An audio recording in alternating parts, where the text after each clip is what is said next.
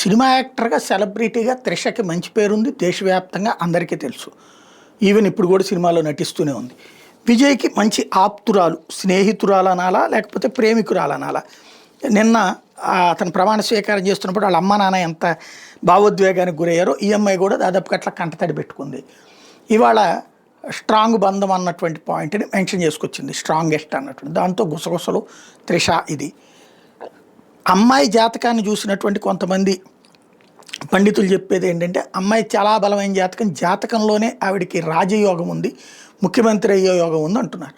మరి అందుకోసం ఆ జాతకాలు తెలుసుకుని ఈ పని చేస్తుందా పదే పదే, లేకపోతే ఇప్పుడు అక్కడ అతను వదిలేయాలి, ప్రైవసీగా వదిలేయాలి, మంచి చేసినప్పుడు అభినందించి వదిలేయాలి.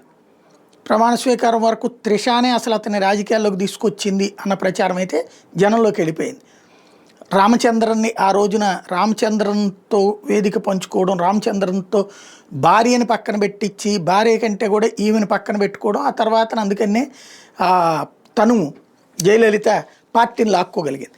అట్లాంటిది రేపు పొద్దున భవిష్యత్తులో ఇతనేమో కాస్త చూస్తుంటే సిగ్గరిలాగా ఉన్నాడు, అంటే కాస్త అందరితో కలిసిపోయే మనస్తత్వం ఉన్నవాడు కాదు. ఈ అమ్మాయి అందరితో కలిసిపోయే మనస్తత్వం ఉన్నది. భవిష్యత్తులో ఈ అమ్మాయి నాయకత్వం తీసుకుంటుంది అన్నటువంటి ఫీలింగ్ని ఇప్పటికే క్రియేట్ చేస్తున్న సందర్భంలో అది విజయ్ ఎదుగుదలకి నష్టం అవుతుంది. అది ఆలోచించుకుని ఆ అమ్మాయే తన డిస్టెన్స్ మెయింటైన్ చేస్తే బెటర్.